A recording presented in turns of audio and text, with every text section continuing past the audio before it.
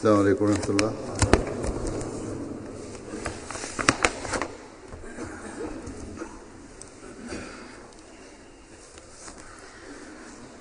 أشهد أن لا إله إلا الله وحده لا شريك له وأشهد أن محمدا عبده ورسوله أما بعد فأعوذ بالله من الشيطان الرجيم بسم الله الرحمن الرحيم الحمد لله رب العالمين الرحمن الرحيم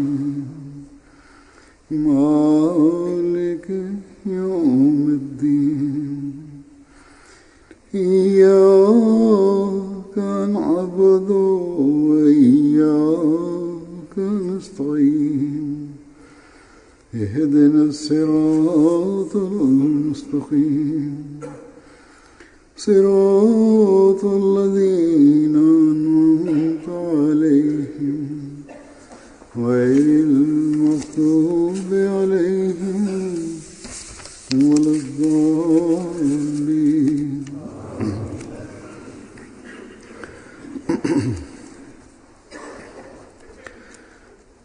आज से Euzubillahimineşşeytanirracim. Bismillahirrahmanirrahim. Huzur, bugün İngiltere Lajna İmallah ve Ensar içtimalarını yapmaktadırlar. Beraberce bir araya gelmenin gerçek ruhu gayret sarf edilmeli ve Allah-u Teala ile olan ilişkiler ve karşılıklı sevgi ve saygı arttırılmalıdır. Burada entelektüel programlar, yarışmalar da aynı ruhla yapılmalı ve bunlardan bir şeyler öğrenmeli ve hayatımızın bunları bir parçası haline getirmeliyiz. Bazı spor programları da var burada ve bu nedenle Allah-u Teala'ya olan ve insanlara olan sorumluluğu yerine getirmek için iyi, sağlıklı hayata ihtiyaç vardır. Ne İnsarallah'ın yaşı ne de 20 veya 25 yaşındaki hanımlar spora ilgi göstermemektedirler. Özellikle bu yaşlardaki hanımlar özellikle bu spora ilgi göstermezler. Fiziki yarışmanın amacı ve sporların amacı insanlar, herkes kendi fiziki sağlığına dikkat etmelidir. Sadece oraya katılanlar değil, diğerleri de bu sağlığa dikkat etmelidirler. En azından spor veya hafif egzersiz yapmakla kendilerini uygun tutmalıdırlar.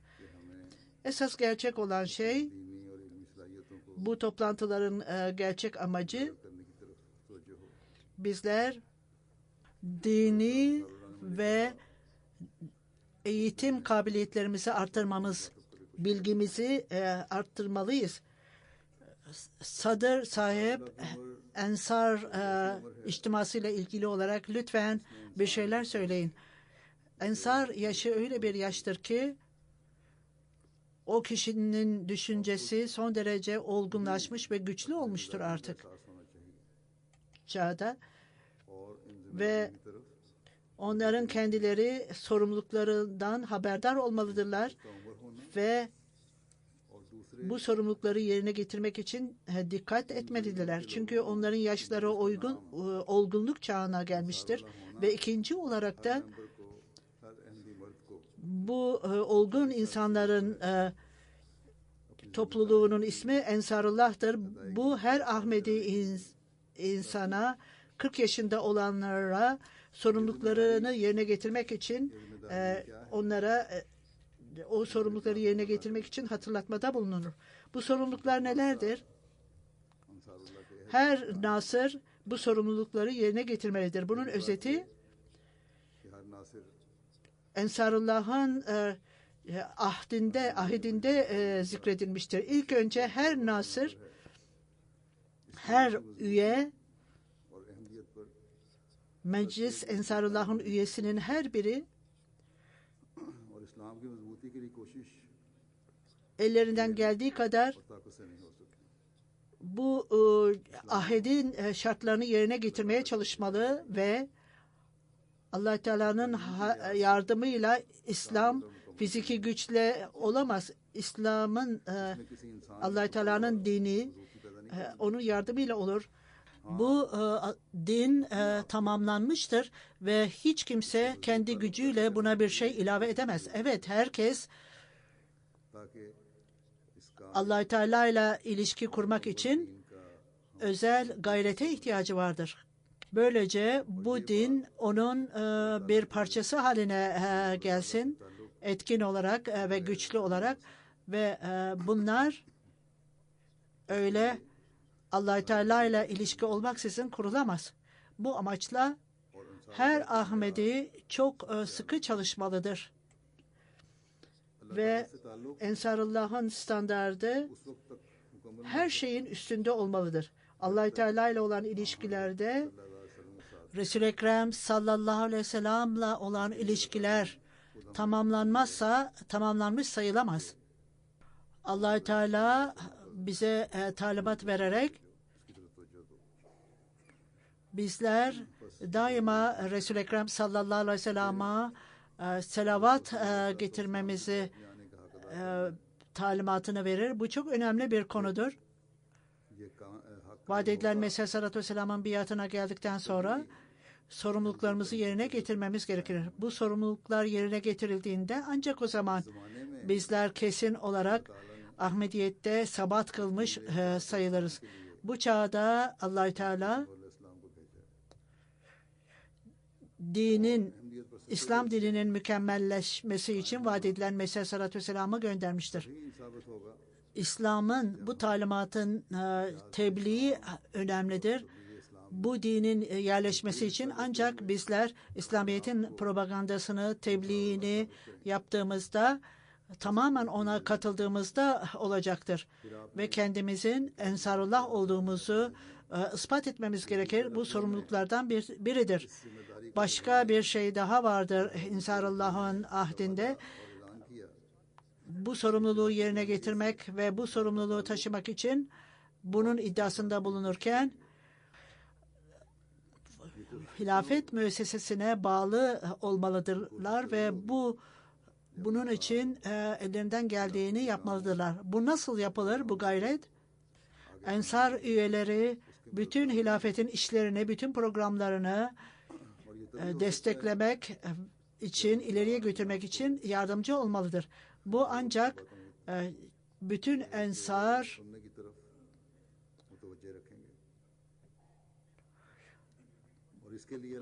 halifenin tavsiyelerini duyduğunda bu amaçla Allah-u Teala bu çağda bize emtiyenin nimetini vermiştir. Bunu çok uzaklardan bile dinleyebilirsiniz. İşte bu nedenle herkesin kendisini emtiyeye bağlaması gerekir. Sizin nesilleriniz de, çocuklarınız da bu yine yaptığınız ahdin bir parçasıdır. Çocuklarınızı da hilafet müessesesine bağlanmanız gerekir. Çocuklar da hilafet müessesesine bağlanmalıdır. Başka işleri yapmanın yanında ki böylece nesiller boyu bu bağlılık serisi devam etmeli ve hiçbir zaman sona ermemelidir. İslamiyet'e hizmet etmek ve İslamiyet'in tebliğini yapmak her zaman devam etmelidir. Çünkü bu İslamiyet'in propagandasını yapma görevi vaat edilen Mesih Aleyhisselatü Vesselam'ın kendi açıklamasına göre hilafet ikinci tecellidir. Ahmediye hilafeti ikinci tecellidir ve bu nedenle biz ahit vermekteyiz. Ahdimizi gerçekleşerek her türlü fedakarlığı yapmaya hazır olduğumuzu belirtmekteyiz ve bunun üzerinde dikkat etmeliyiz. Allah Teala bütün ensara bu sorumluluklarını yerine getirmelerini nasip etsin. Aynen bunun gibi yine bildirdiğim gibi Lajna İmaillah'ın da içtiması bugün gerçekleşmektedir. Lajna'nın da ahdi vardır ve onlar daima bunu gözleri önünde bulundururlar. Allah Teala'nın büyük bir lütfudur. Onun lütfuyla Lajna İmaillah'ın çoğunluğu Allah Teala'nın lütfuyla en güzel şekilde dinde bağlılık göstermekte ve inançları da çok güçlüdür. Fakat her lajna üyesi, her Ahmedi hanım daima kendi uygulama durumlarını da aynı makama getirmeleri gerekir ki bu Allah Teala'nın talimatı ve Peygamberin Resul-i Ekrem sallallahu aleyhi ve sellem'in talimatıdır. Yine söylediğim gibi Lajna'nın kendi ahdi vardır. Kendi toplantılarında bunları tekrar ederler. Dinimiz için her türlü fedakarlığa hazırız derler. İlk fedakarlık burada yapılacak ilk fedakarlık, dinin fedakarlığı. Bütün dünyevi arzuları ve istekler arkaya bırakılmalı ve uygulama olarak dinin ihtiyaçlarıyla yoğrulmalıdır kişi. Ahmedi bir hanım gerçek oluşta, doğrulukta en yüce seviyede olmalıdır ve hanımlarla ilgili olan her türlü talimatlara uymalıdırlar. Hanımlar kendi asaletlerini ve terbiyelerini korumalıdırlar. Allah-u Teala ne talimat vermişse bu talimatlar arasında tesettür çok önemlidir. Bu hanımlarda eğer zayıflık varsa uygulama olarak o zaman bu hanım kendi sözünü veya ahdini yerine getirmemektedir. Ne toplumun baskısı veya dünyevi arzular herhangi bir Ahmedi hanımı dinin değerlerinden ve talimatlarından ayrı bırakmamalıdır. Her Ahmedi hanım kendi uygulama durumuna bakmalıdırlar ve bunları Allah Teala'nın ve peygamberin talimatına göre sürdürmelidirler hayatlarını. Bu ahitlerinden birisi de gerçek üzerinde sabit olmalıdır. Bunun için her hanım kendi durumuna bakmalıdır. Bizler gerçekten acaba bu şarta, ahdimizin şartına uymakta mıyız diye bakmalıdırlar. Aynen onun gibi çocukların eğitimleri ve çocuklarının dini eğitimlerinde bu da çok etkin ve olumlu olarak yerine getirilmelidir. Bütün çocuklar dine bağlı mıdır, değil midirler? Terbiyetin, eğitimin en büyük fonksiyonu annededir. Anneler çok gayret sarf etmelidirler ve eğer hanımlar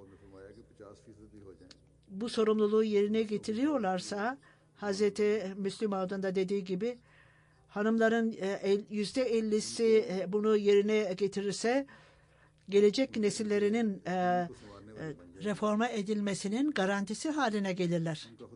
Hakkını yerine getireceklerdir ve onlar dini güzelleştirecekler ve kendi dinlerini Allah Teala ile olan ilişkileri tam olarak yerleşmiş olacaktır. Onların nesillerinde, çocuklarında da milletle ve ülkeyle ilgili olarak fedakarlık olmalı ve bu arzuyu çocuklarda yaratmak annelerin görevi olup bu ahdin de bir parçasıdır.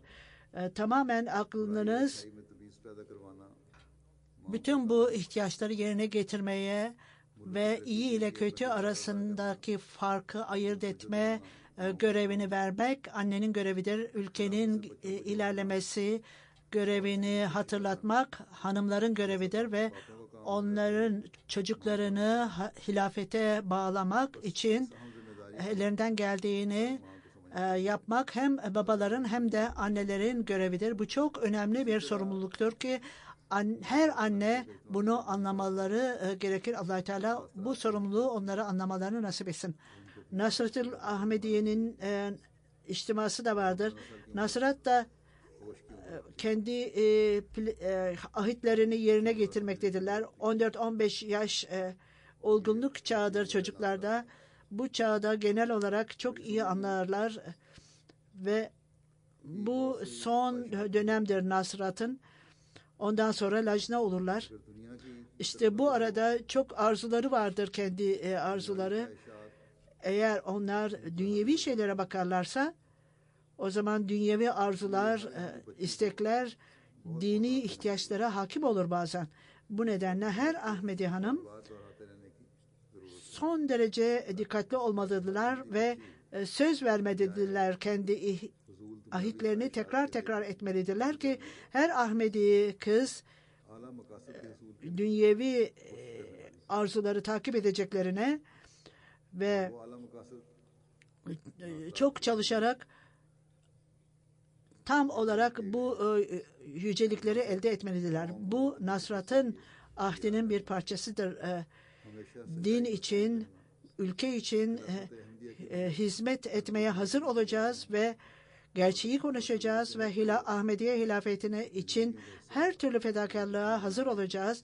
Eğer bu ahdi hayatlarının bir parçası haline getirilirse bütün Nasrat kızlar kendi hayatlarını korumakla kalmayıp kendi nesillerini de bu çocukların hayatları korunmuş olacak ve hilafete bağlanacaktır. Allah Teala böylece bunları yerine getirmelerini nasip etsin. Bu içtimaları Allah Teala nimetlendirsin. Referans olarak bu temel şeylerden bahsetmenin yanında yine çok sevilen bir kişinin geçenlerde aramızdan ayrılan, birkaç hafta önce aramızdan ayrılan kişinin bu kaza sonucu aramızdan ayrılmıştı. Birkaç gün sonra Ahmediye Camia'da yine çok sevgili bir öğrencimiz, genç adam, hemen hemen eğitimini tamamlamıştı. Hastalıktan dolayı yine bizi arkada bıraktı. İnna lillahi ve inna ileyhi raciun. Bu bahsettiğim kişinin ismi Mazhar Ahsen. Henüz son yıl sınavlarına girmemişti hastalığından dolayı. Fakat hayatının stili, geçirdiği hayat, ister bu misyoner olarak sınavdan geçsin veya geçmesin, Allah-u Teala onun kalbinde öyle arzu yaratmıştı ki dine nasıl hizmet edeceğini, nasıl ahlaki durumuna bakacağını ve hayatını Allah Teala'nın arzusuna göre nasıl yapacağını yaratmıştı kalbinde. Herkes, bu dünyaya gelen herkes bir gün bu dünyadan göçüp geçecektir. Bu dünyaya bir gün bırakıp gidecektir. Fakat şanslı olanlar hayatlarını Allah Teala'nın talimatlarına göre geçirmeye çalışanlardır. Bu sevgili camia öğrencisinin arkadaşları ve öğretmenleri bana yazmaktadırlar ve bunlar öyle laf olsun diye yazılan şeyler değildir. Bir kişi öldüğünde bütün bunları yazarlar. Ama ben kişisel olarak ben biliyorum diyor huzur. Onun bağlılığı, onun çok iyi bir örnekti davranışlarında ve Allah-u Teala devamlı olarak onun makamını yükseltsin. O ailenin tek sevgili oğluydu ve onun 2 kız kardeşi var. Anne ve babası, özellikle annesi çok büyük bir asalet gösterdi, sabrın ve Allah Teala'nın arzusuna boyun eğmenin en güzel örneğini gösterdi. Allah Teala onu mükafatlandırsın ve bu sabrı için ve hepsine Allah Teala tarafından sabır versin, rahatlık versin. Hazreti Mesih Aleyhisselatü Vesselam bir yerde, unutmayınız ki bu kaybın acısının tedavisinde Allah Teala'ya yönelmekten başka hiçbir ilaç yoktur. Bir şeyi kaybettiğinizden Allah Teala'ya dönmekten daha rahatlatıcı bir şey yoktur. Daima Allah Teala'ya yönelmeliyiz. Bu genç adam bütün ailesine sabrı tavsiye ederek dünyayı bıraktı. Acı, tabii ki acı ve üzüntü oradadır. Annesinde, babasında, kardeşlerinde vardır tabii ki, bunu güçlü olarak hissetmektedirler. Fakat bu acı ve üzüntü onu dualara döndürmekte ve bu ayrılan kişinin yüceliği için dua edilmekte ve bu da bir rahatlık getirmektedir. Onunla ilgili olarak birkaç noktadan bahsetmek istiyorum. O genç adam kanser idi. Hemen hemen tamamen tedavi olmuştu. Fakat göğsünde enfeksiyon vardı ve doktorlar bunu teşhis edemediler. Bunun sonucu vefat etti. İnna lillahi ve inna ileyhi raciun. Onun büyük babası Müslü Nizamettin sahip, vaad edilen Mesih Aleyhisselatü Vesselam'ın sahabesiydi. Nana Münevver Ali sahip ve büyük baba Hacı Mansur Ahmet sahip, her ikisi de Dervişhane Kadiyan'dandı. Ve Camia Ahmediye'de öğrenciydi söylediğim gibi ve Musi idi. Bu genç kişi Musi idi. Annesi şöyle diyor, bir takım şeylerden bahsedeceğim diyor huzur. Bunlar detaylı olarak bahsedilmiştir. Bunlar belki çok zordur duygusal olduğu için bahsetmek. Yine de bahsedeceğim diyor. O bana tavsiye eden de her zaman benim sırlarımı tutandı. Anne ve oğul ilişkileri yanında biz birbirimizi çok iyi anlardık. O annesinin nasıl mutlu olacağını, nasıl memnun olacağını veya annem neden hoşlanmayacağını çok iyi bilirdi.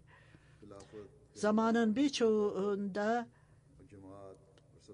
hilafetle, halifeyle ilgili olarak cemaatle ilgili konuşurdu ve Resul-i Ekrem sallallahu aleyhi ve sellem'le onun sahabeleriyle ilgili olarak Aşık-ı Sadık vaad edilen Mesih Aleyhisselatü Vesselam'ın sevenleriyle ilgili olarak konuşur ve bu konular onun en sevdiği konuşmalardı. Tabii dünyevi konuşmalar da vardı fakat bir müddet sonra bunu bırakalım derdi. Bizim bunlarla ne alakamız vardır derdi. Onun arzusu bu yılki calsaya katılmak idi. Calsaya gelmesi arzusundaydı bu yıl. Fakat farkına vardı ki o çok zor olacaktı calsaya gelmek ve her şeyi emtiyeden seyretti ve aile üyelerine de calsaya gelin dedi ve o Glasgow'daydı ve orada aile üyelerini calsaya gönderdi. Hastalığına rağmen siz gidin dedi. Her şeyi kendi kendine yapma alışkanlığı vardı. Ve bu hastalığı esnasında daha yumuşak ve daha nazik oldu ve hiçbir hastalık yok, hiçbir rahatsızlık yoktu davranışlarında. Bu hastalık öyleydi ki İskoçya amirine bana bir takım cemaat işleri verin de yapayım dedi. Ve bana cemaat işlerini verin dedi ve o haber mektuplarını hazırlamaya başladı ve o kişilerle bu alanda çalışanlarla ilişki kurdu ve bu görevleri nasıl yapması gerektiğini söyledi. Aynen onun gibi Nasrat ve etfal için sertifikaları hazırladı. Devamlı olarak vaad edilen Mesih Aleyhisselatü Vesselam'ın kitaplarını okurdu ve 12 Eylül'de ikinci atak geldiğinde hastalıkta beni çağırdı ve otur benimle dedi.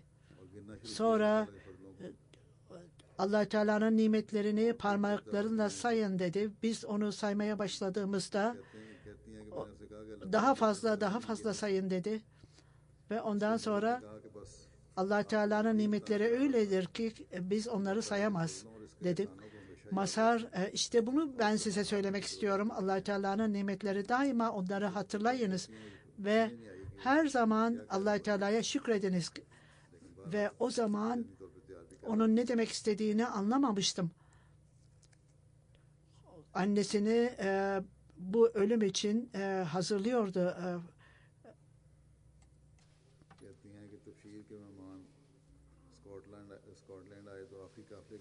Ve ayrıca tebşir misafirleri İskoçya'ya geldiğinde Burhan sahip Mazhar'la karşılaştı ve çok mutluydu. Onun sağlığı iyi dedi.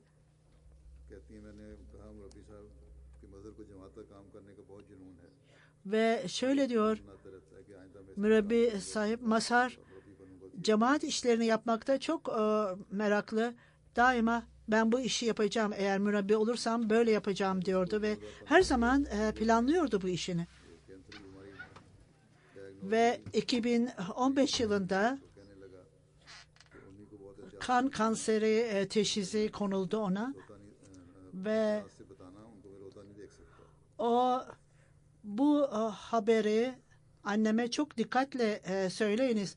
Onun ağlamasına dayanamam dedi. Hastanede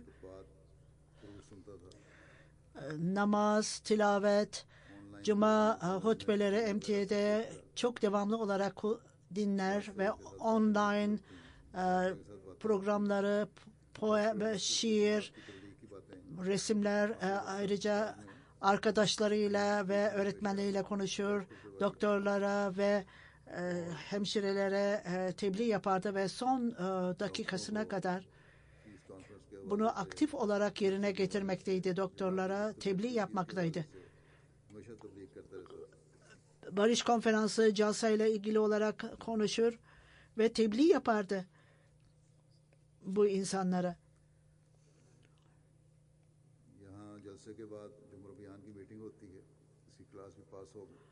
Burada Jalsa'dan sonra amirlerin ve mübelliklerin toplantısında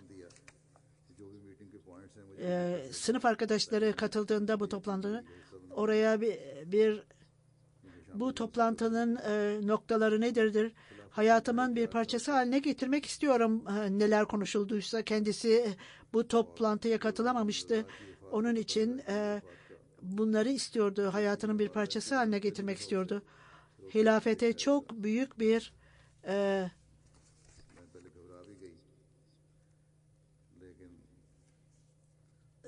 çok etkisi vardı.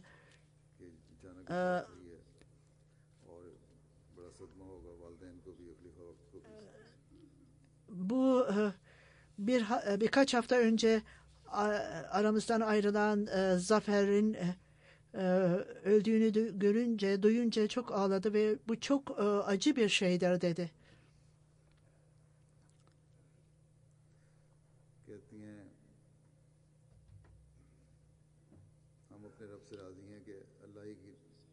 Ve şöyle diyor, biz Allah Teala'dan razıyız. Allah Teala Allah Teala kendi işini bilmektedir. Bizim görevimiz ise ona tabi olmamız, ona boyun eğmemizdir. Mazhar aramızdan ayrıldı ama o bize büyük bir ıslah yolu gösterdi. 13 Eylül'de öksürüyordu. Ben ona uzan dedim. Yatakta uzan. Çok yüksek ateşi vardı. Ambulans çağrıldı ve ondan sonra yolda bugün bayrama gidin, hastaneye kadar benimle gelmeniz gerekmez. İnşallah hastaneden çok kısa sürede döneceğim. Oraya gittiğimde telefonda bayram hutbesini dinliyordu. Hastalığında bile bütün bunları hatırlıyordu.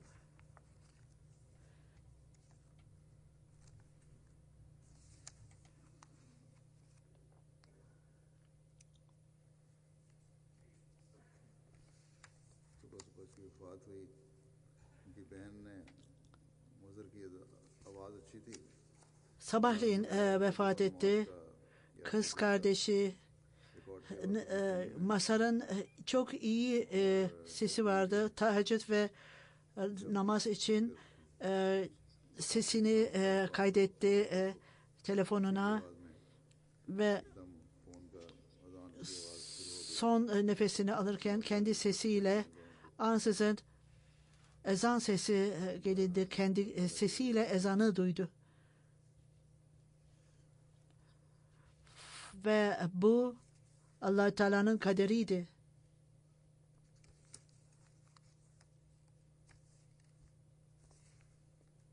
बेशुमार वाक़यात उन्होंने लिखे हैं। O kadar çok şeyler var ki yazılmış burada diyor huzur. जब इसको कैंसर की बीमारी का पता लगा, इनकी बहन कहती है रूबा कि मैं कहने लगा कि मैं हर चीज़ बर्दाश्त कर सकता हूँ। Kanseriyle ilgili olarak bilgi aldığında doktoru her şeyi tolerans gösterebilirim. Fakat benim annemin ağladığını gördüğüne dayanamam. Ona çok dikkatli söyleyin dedi. İlik tedavisi yapıldı. Kız kardeşimin iliği ilk önce oraya uymaz dediler. Fakat sonradan ona verildi. Allah Teala'nın kaderi, böylece o vefat etti. Kemoterapi esnasında doktorlara tebliğ yapardı.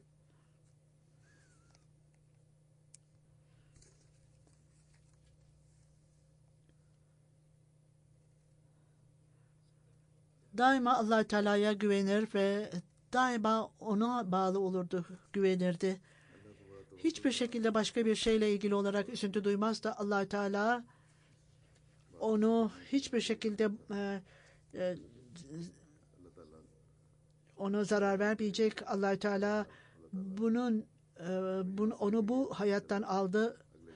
Ümit ederim ki ahirette de bütün arzuları yerine gelecektir. Doktor Hafiz Bey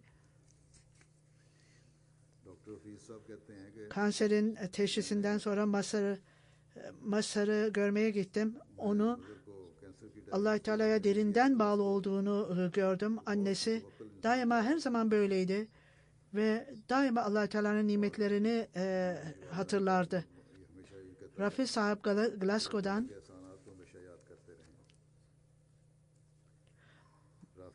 Rafi Nesir sahibi ben Sri Lanka'danım diyor.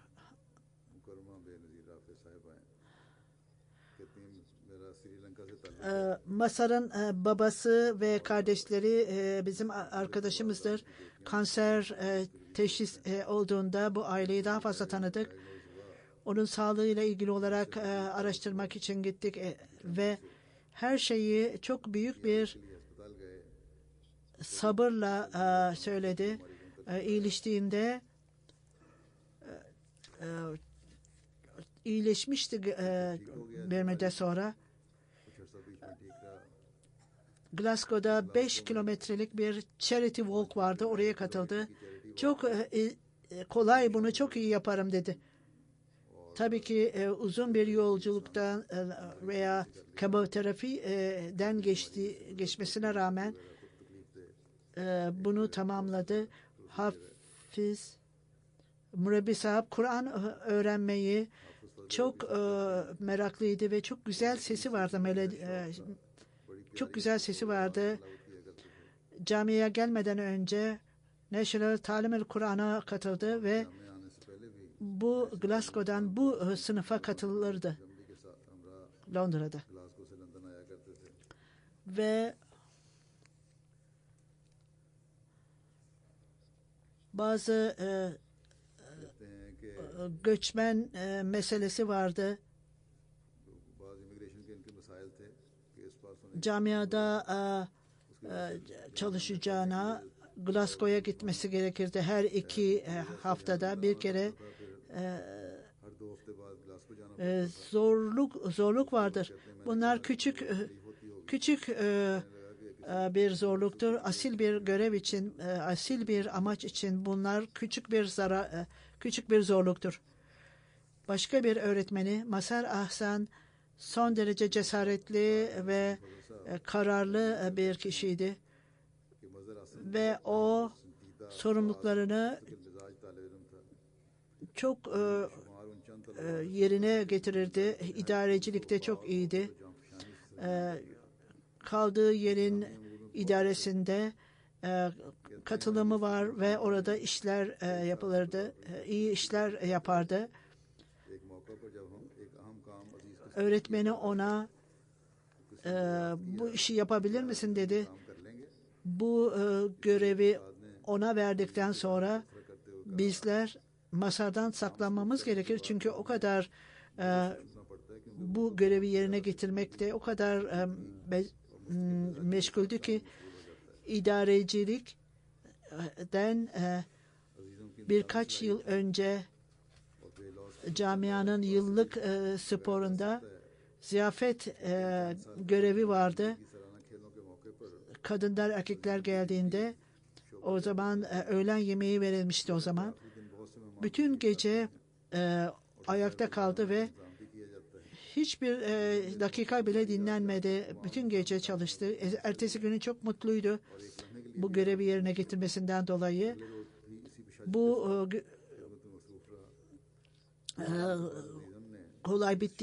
olay bitince büyük bir rapor hazırladı, idari rapor. Bu rapor çok yardımcı oldu. Hafız Meşhut Sahab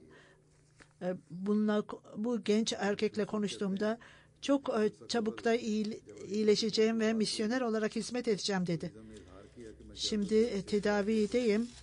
Onun için yerel cemaatimle ilişki kurdum ve çalışmaktayım. Bir nedenle Glasgow'da 5 kilometrelik bir yürüyüş vardı. Charity Walk. Oraya katıldı. Melik Ekram Bey misyoner. Mazhar Ahsan aile Dubai'den geldikten sonra Glasgow'a, ben misyonerdim o zaman Glasgow'da. Bu aile geldiğinde aynı camide bir görev vardı. Aile oraya katıldı. Mazhar Ahsan'a selam verdikten sonra direkt mutfağa geldi ve mutfakta çalışmaya başladı oradaki ekiple beraber. Ve ilk gün camiye gittiğinde her zaman cemaatin hizmetindeydi. Çok bağlı olarak çalışıyordu. Sessiz bir kişiydi ama çok temiz, disiplinli ve zamanını hiç boşa harcamıyordu. Zamanını tam olarak harcıyordu her zaman. Ve misyoner olarak bana çok yakındı ve onu çok yakından gördüm. İyi ahlaki değerlere sahip, zeki ve yumuşak konuşan bir kişiydi. Herkese, genç adam olarak herkese sevgi gösterirdi. Kalbinin arzusu zaman bitsin de eğitimini bitirdikten sonra misyoner olsun ve dine hizmet etsin istiyordu. O camiye girdiğinde o günü o kadar mutluydu ki sanki bütün her şeyi başarmıştı. Çok bağlı olarak hilafete bağlıydı. Erşat Mahmut Bey Glasgow'dan yazıyor. İlk önce Şarjah'taydı. Hüdamel Ahmediye kayıt de orada. Orada kaldığında cemaatte, faaliyetlerinde, içtimada, bütün eğitim ve spor alanlarında, yarışmalarda dahil oldu yarışmalara. Onlar öyle bir yerde oturuyordu ki uzak yerlerdeydi. Bütün oraya gidip her şeyi hazırlamamız gerekirdi. Merhum bize gelirdi ve beraberce giderdik. Bir keresinde çok cesur bir kişiydi o. Bir içtimada hazırlıksız konuşmada yer aldı. konu में फिलबदी तकरीर का मुकाबला हुआ çok zor bir yarışmaydı. Bir hazırlık yapılmamıştı. Önceden yapılmazdı. Onda oraya katıldı o konuşmaya. था तैयारी भी उनकी नहीं थी Hudam bu konuşmayı dinlerken güldü ve konuşmasını en güzel şekilde yaptı ve hiç onlara aldırış etmedi. मगर आसन ने अपनी तकरीर जिस तरह भी Eğer किया utanmış olsaydım böyle, o zaman benim için iyi olmaz dedi ve ondan sonra कि अगर इसी तरह मैं झिझक गया biz ciddi olmalıyız bütün Hudam olarak. उतरती है İster insanlar gülsünler veya gülmesinler. Benim için devamlı olarak konuşabildiğim kadar konuşmam gerekirdi. Gambiyalı camiadan Abdurrahman Can Bey, एक हमारे वो भी सिलसिला है Gambian onunla çok zamanımı geçirdim. Abdurrahman चाम वो कहते हैं Camiadan sonra कि जामिया के WhatsApp'tan ilişkimiz vardı ve Jamia के बाद हम व्हाट्सएप के जरिए राब्ता में रहे ona mesaj gönderdim ve खाकसार hastalığı esnasında कहता है जो o साहब ने खाकसार को bu hastalıktan geçiyorum. Allah-u Teala bana öyle nimetler verdi ki son derece Allah-u Teala'ya nimet şükür etmem gerekir. Bu hastalıktan hiç zorluk durmuyorum. Ben hastalığımdan hiç aldırış etmiyorum fakat benim amacım nedir ona bakıyorum. Cemaatime nasıl hizmet edebilirim ancak ona bakıyorum ben. Hastalığımla hiç ilgilenmiyorum. Başka bir misyoner Şeyh Samir Bey daima tebessüm ederdi bu genç ve insanları devamlı güldürürdü, tebessüm ettirirdi. Herkes sanki o benim arkadaşımdır hissederdi ve fakat hiçbir şekilde insanların farklı olarak hissetmesini hissettirmezdi. Hiç kimseyle kavga etmez. Son derece geniş kalpli bir gençti. दिल जिसका बहुत बड़ा था हर मौके पर Hastanede मौका हाथ से न जाने देता bu Müslüman herkese tebliğ ediyor. Hiç kimseye zarar vermiyor ve başka insanlarla ilgili olarak kötü de konuşmuyor ve diğer insanlara da mümkün olduğu kadar yardım ediyor diye tanırlardı ve küçük şeylere bakar ve herkese sevgi ve saygı ile muamele ederdi. Faiz mahsus sınıf arkadaşı öyle iyi bir kişiydi ki 7 yıl beraber geçirdik. Büyük nitelikleri olan bir kişiydi. Bu nadir olan bir şeydir. Misafirperver, alçak gönüllü, iyi bir örneği olan ve daima başka insanlarla ilgili olarak iyi düşünür ve ilk yılda हमेशा हुस्न ज़न्नी का मुज़ाहिरा करने वाले हर काम में नेक नियत Jamia her şeye zamanında yapmaya hazırdı ve onları prefect काम होता है कि वक्त पर uyandırır namaza ve को कहना कि सो odayı temizler, yanlış anlaşılma varsa durumları izah ederdi kişilere. सब काम थे Bazen başka çocuklar onunla dalga geçerlerdi. Ben bundan zevk aldım diyordu.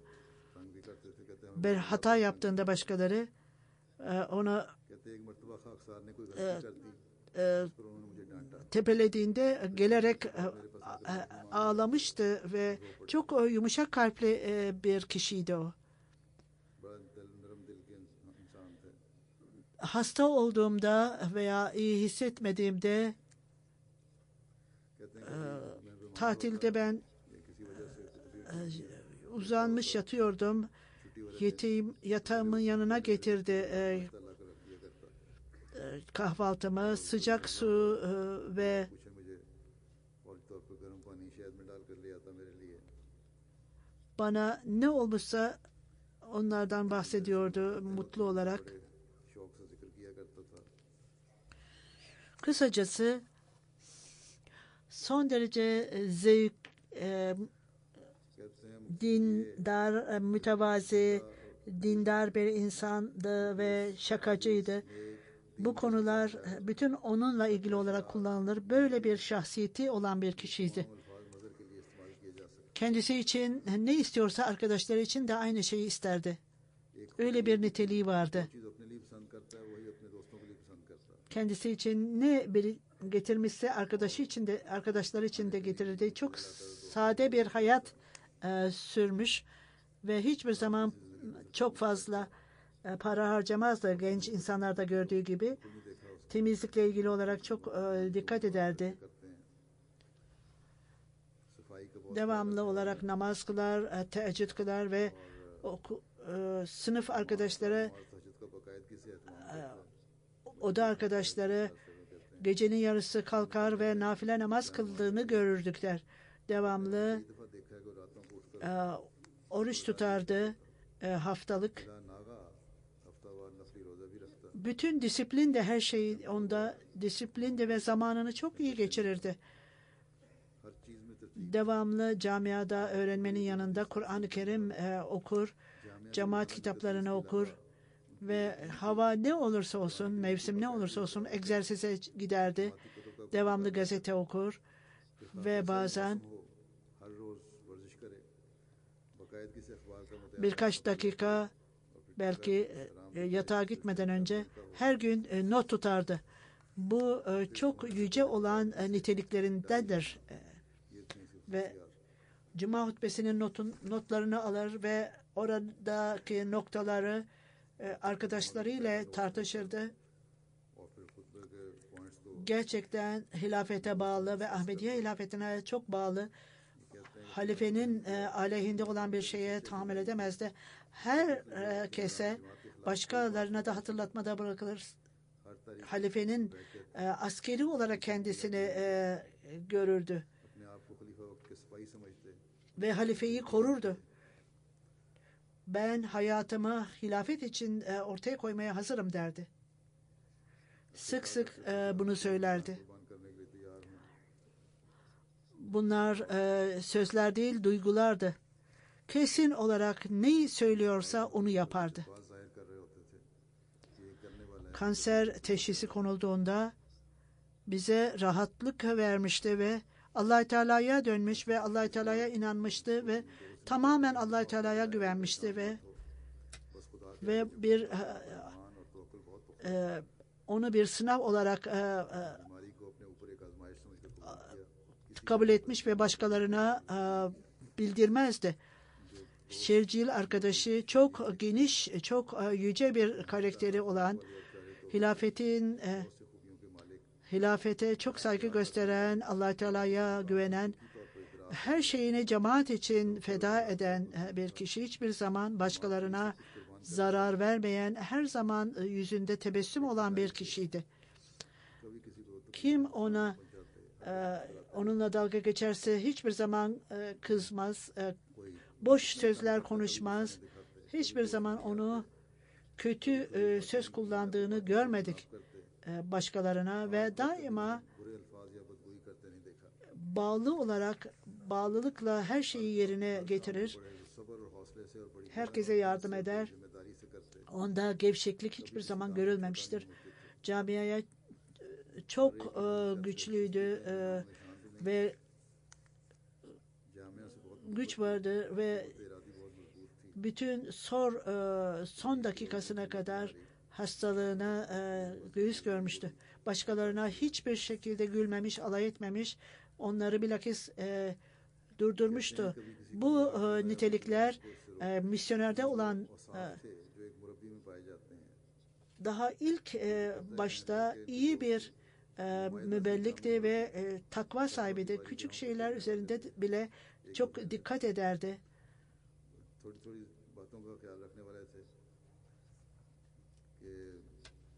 Eğer o tıraş makinesi gürültü yaparsa başka insanlar uyurken onu kullanmam diyordu.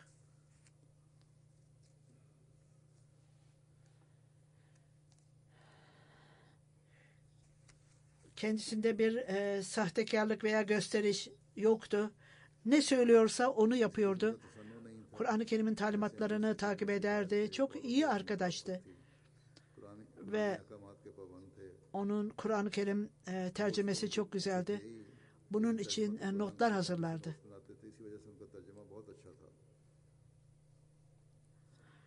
Camia öğrencisi Afak misyoner oldu. O Pakistan'dan geldi ve Pakistan'da öğrenci olduktan sonra geldi ve Masar da geldi, ailesi de geldiğinde orada bir sen bunları ona yatak ve yastık getirdi. Sen bunları getirmedin, ben sana getirdim dedi. Sınıfımızdaki öğrenciler 3 ay önce onun sağlığıyla ilgili olarak araştırdık. Oraya gittik. Bizim için yiyecek hazırladılar. Ve lütfen bir şeyler yiyin dedi bize. Son derece nazik, yumuşak ve bağlılığın gerçek ruhunu anlayan bir kişiydi. 26 yaşında vefat etti. Bir zamanı fazla yoktu. Buna rağmen nerede zaman bulmuşsa arkadaşlarının eğitimi, tebliğ fırsatı ne zaman bulmuşsa bunu yaptı. Açıkça yaptı bu tebliği ve birkaç gün içerisinde yatağın yanında bir şey yazdı ki herkes bunu okusun doktorlar. 3-4 dakika. Ben onunla ne zaman telefonla konuşsam çok büyük bir duygu içerisindeydi. Buna cevap verirdi. Annesi bir gün ağzında tedavisinden dolayı belli şişkinlik var ağzında. Ona dinlenin dedim.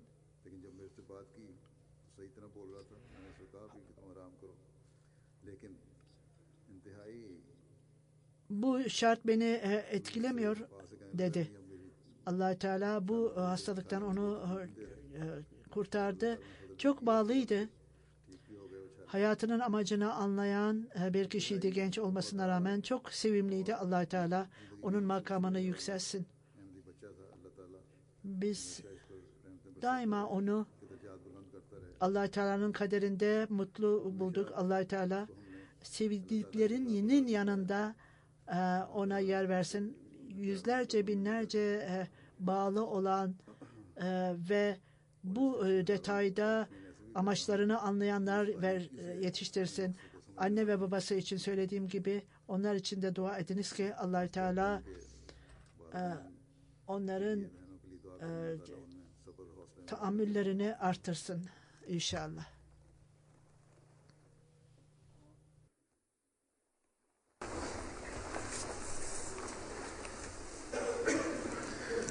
Elhamdülillah, elhamdülillah, nahmaduhu ve nesta'inuhu ve nestağfiruhu ve nu'minu bihi ve netevekkalu aleyh ve na'udzu billahi min şururi enfusina ve min seyyiati a'malina.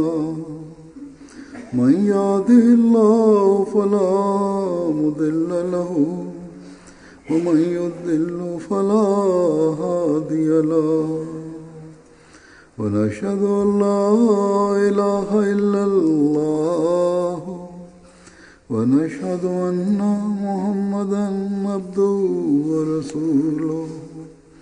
अभी नमाज जुमा के बाद मैं इनका नमाज जनाजा भी पढ़ाऊँगा, हाजिर है. मैं नीचे जाऊंगा, अब आप यहीं सफ़े दुरुस्त रखें कर लें. इबादल्लाह रहमकुमुल्लाह इन्नल्लाह यामुरु बिल-अदलि वल-इहसान व ईताइ ज़िल-क़ुरबा व यन्हा अनिल फ़हशाइ वल-मुनकरि वल-बग़य يعظكم لعلكم تذكرون. اذكروا الله يذكركم وادعوه يستجب لكم ولذكر الله أكبر.